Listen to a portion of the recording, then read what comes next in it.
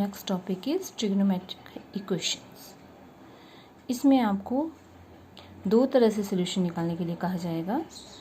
तो जिसमें पहला है solution of trigonometric equations lying between 0 to 2 pi are called principal solutions.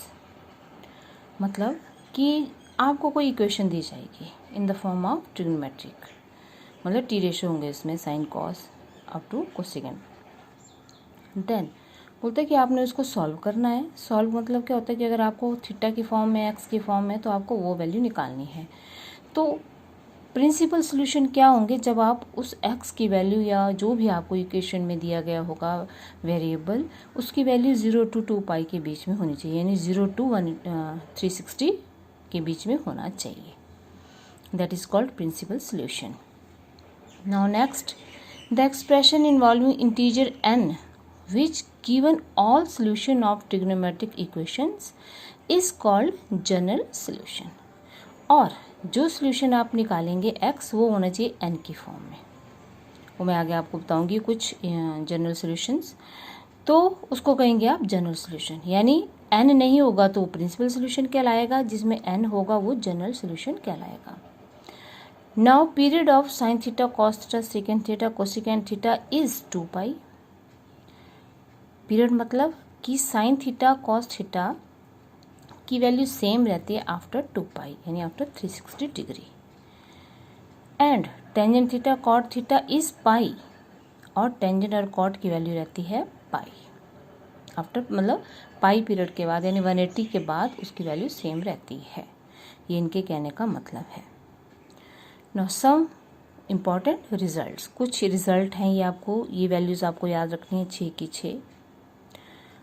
जैसे पहले है, अगर साइन थीटा की वैल्यू 0 के बराबर होती है, देन थीटा क्या होगा, n पाई। ये वैल्यू आपको याद रखनी है। और n क्या है, n इंटीजर। कई जगह इसको z से लिखते हैं, कई जगह इसको i से लिखते हैं, तो इसमें आपने कन्फ्यूज़न नहीं लेना है। मतलब ये जो n बिलोंग करेगा वो इंटीजर, इंटीजर हम पढ़ चुके हैं, मतलब जिसमें माइनस की भी टर्म आती है, प्लस की भी आती है और 0 भी आता है, तो दैट इज कॉल्ड इंटीजर, यानी पूर्णांक। तो कई जगह z, जैसे मैंने कहा, कई जगह इसको i से भी लिखते हैं।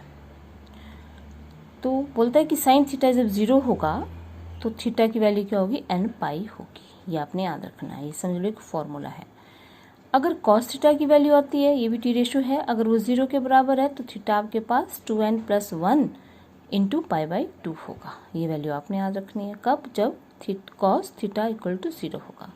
यहाँ भी n बिलोंग करेगा z से, यानी n माइनस की टर्म भी हो सकती है, प्लस की भी हो सकती है, 0 भी हो सकता है। नाउ टेंजेंट थीटा अगर हुआ 0 के बराबर, देन थीटा इज n पाई, यानी साइन और टेन के आप देख रहे हैं वो ऑलमोस्ट सेम है। तो इसके बाद ये तो था तीनों की, अगर ये टी रेशो 3 0 के बराबर होंगे। अगर मान लो इसके अलावा आपके पास आ जाता है, जैसे सीकेंट है, कोसिकेंट है, कॉट है, देन तब आपने उनको चेंज करना। जैसे कोसिकेंट है उसको आप साइन की फॉर्म में चेंज कर सकते हैं, सीकेंट है उसको कॉस में चेंज कर सकते हैं, कॉट है उसको टेन में चेंज कर सकते हैं। तब आप उस ढंग से उसको आगे आएंगे, सम मैं आपको कराऊंगी तो आपको क्लियर होगा। Next, sine theta. अगर साइन थीटा साइन अल्फा, यानी अब 0 नहीं है, कोई और एंगल है या कोई और वैल्यू यहाँ दी गई है, देन थीटा क्या होगा, ये थीटा किसके बराबर होगा, n पाई तो वैसे रहेगा, प्लस क्या हो जाएगा, -1n अल्फा। ये वैल्यू आपने बड़े अच्छे से याद रखनी है। n पाई देखो वही आ रहा है, लेकिन यहाँ क्या होगा, +-1n इंटू अल्फा। अल्फा क्या होगा, जो यहाँ आएगी वैल्यू। यहाँ भी n कहाँ से बिलोंग करेगा, इंटीजर से। सिमिलरली अगर कॉस थीटा कॉस अल्फा के बराबर होता है, then theta = 2n pi ± alpha. तब किसके बराबर होगा, 2n pi ± alpha. n again belongs to integer. 6 है, टेंजेंट थीटा अगर tan अल्फा के बराबर हो जाता है, then theta = n pi + alpha. तब सिर्फ प्लस अल्फा होगा और n पाई आएगा। n also belongs to z। तो ये आपने याद भी करना और कॉपी पर भी लिखना है।